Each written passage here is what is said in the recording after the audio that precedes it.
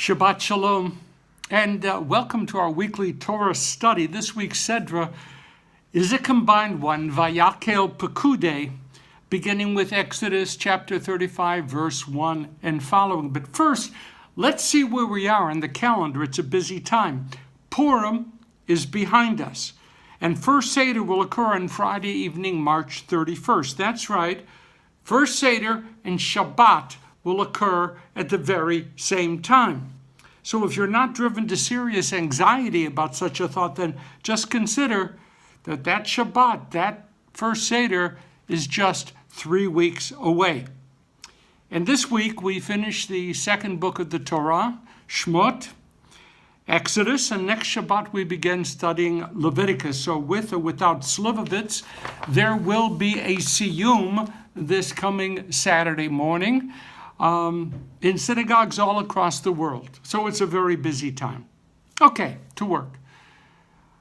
Our combined Sedra is filled with a special beauty and with a dreamy image of a people united together to create a tangible, physical pathway to God.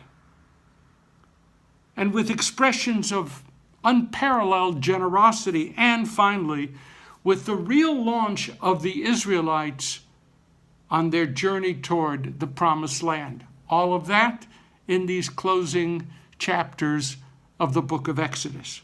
There's some fascinating elements here hidden beneath all of this beauty. Moses is commanded by God to assemble all of the people to engage in the work of building the Mishkan, the tabernacle, in which God's presence would dwell.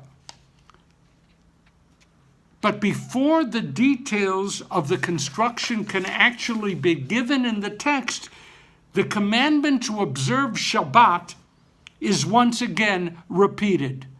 Sheshet yamim ta'aseh melacha. On 6 days you shall do work, but on the seventh day, that shall be a Shabbat Shabbaton, a day of complete rest, on which no melacha, no form of work may be done. And then, after this intrusion in the text, Moses is said once again to address all of the Israelites, and now finally to get to the work of specifically detailing how the Mishkan is to be built. Of course, the commentators want to understand why there is this unexpected insertion of a repeated Shabbat injunction into chapters fully devoted to the construction of the Mishkan. And we know that our commentators never raise questions to which they don't already have at least several answers in mind. So there's got to be some inner linkage here. Let's consider, okay? What's forbidden on Shabbat? The text tells us melacha, work. Set that aside. And what is involved in the construction of the Mishkan? Look at the text. There's a lot of melacha, work, going on. Now, that parallelism, that's highly suggestive. After all, do you know that the Torah never fully defines what is meant by the kind of melacha that is forbidden on Shabbat? But the Torah can be shown to list what the rabbis consider to be the 39 different categories of melacha that went into the building of the tabernacle. Aha! Here comes that inner meaning. According to the rabbis, now I want you to pay really close attention. According to the rabbis, melacha, the work of constructing the tabernacle, included specifically the following 39 items, which I am going to recite at breakneck speed. Carrying, burning, extinguishing, finishing, writing, erasing, cooking, washing, sewing, tearing, knotting, untying, shaping, plowing, planting, reaping, harvesting, threshing, winnowing, selecting, sifting, grinding, kneading, combing, spinning, dyeing, chain stitching, warping, weaving, unraveling, beating, building, demolishing, trapping, shearing, slaughtering, skinning, tanning, smoothing, and marking. Now, please repeat that list back to me. Well done.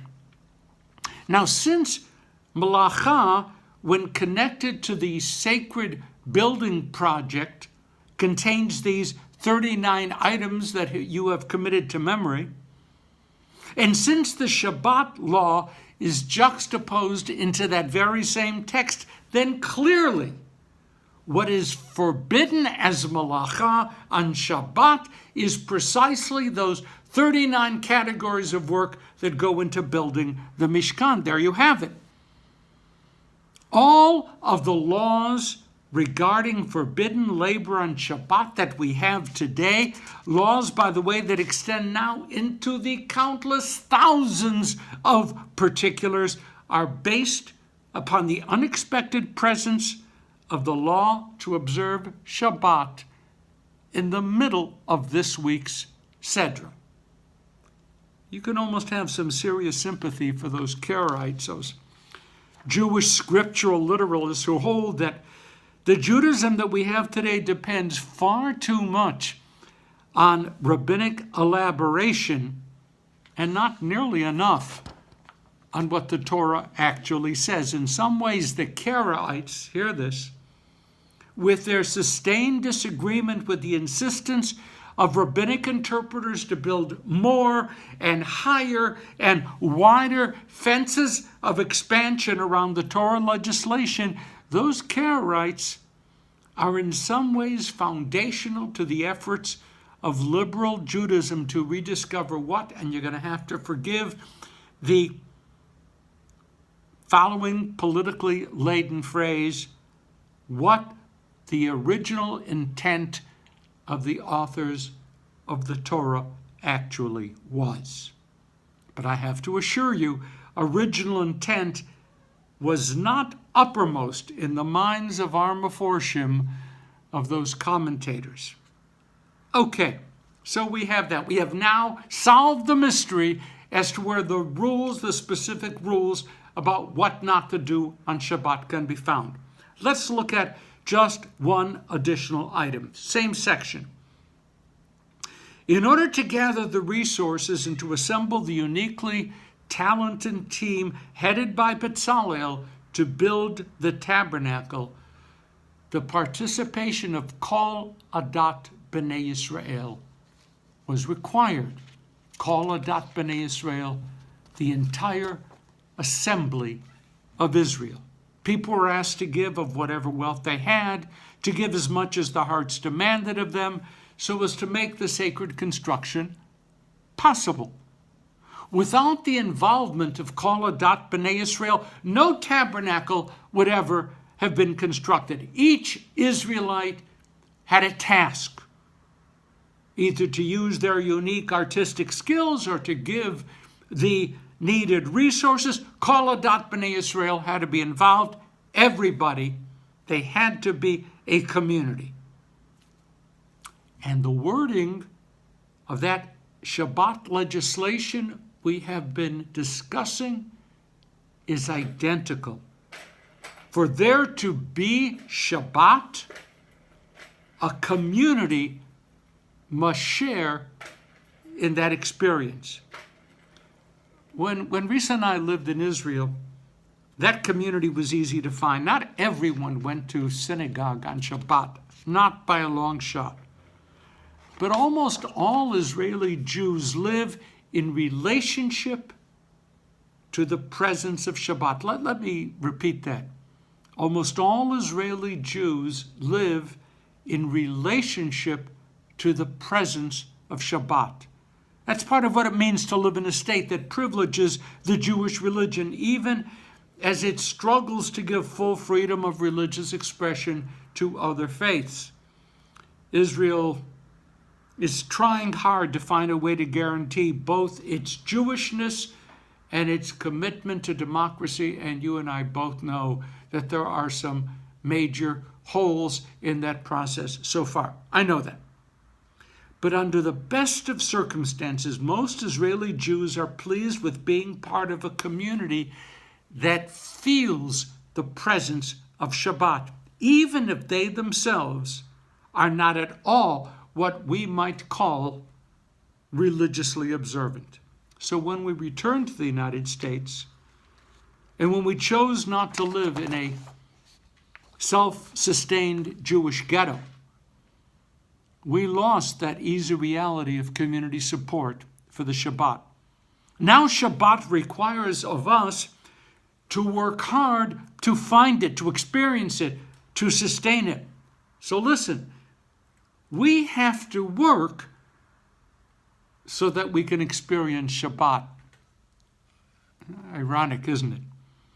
Very frequently, I pause to thank that wonderful group of people who study Torah with me each Saturday morning, University Synagogue here in LA, for being the ones who enable me to feel the presence of Shabbat. Together in community, we build an intentional Shabbat bubble, a Shabbat tabernacle, by coming together willingly, happily, in order to study sacred text.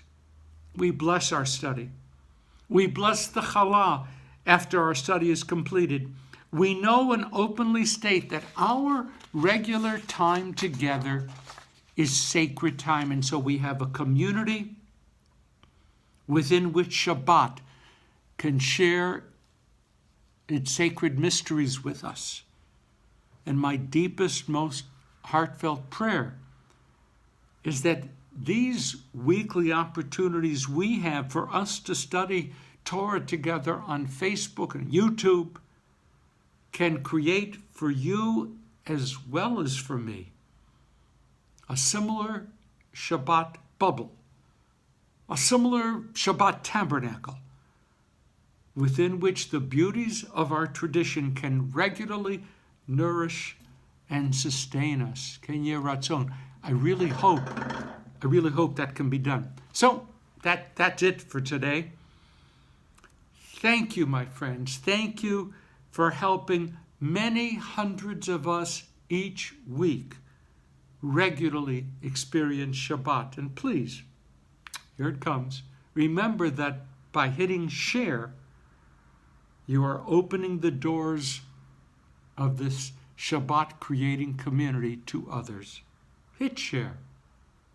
Shabbat Shalom.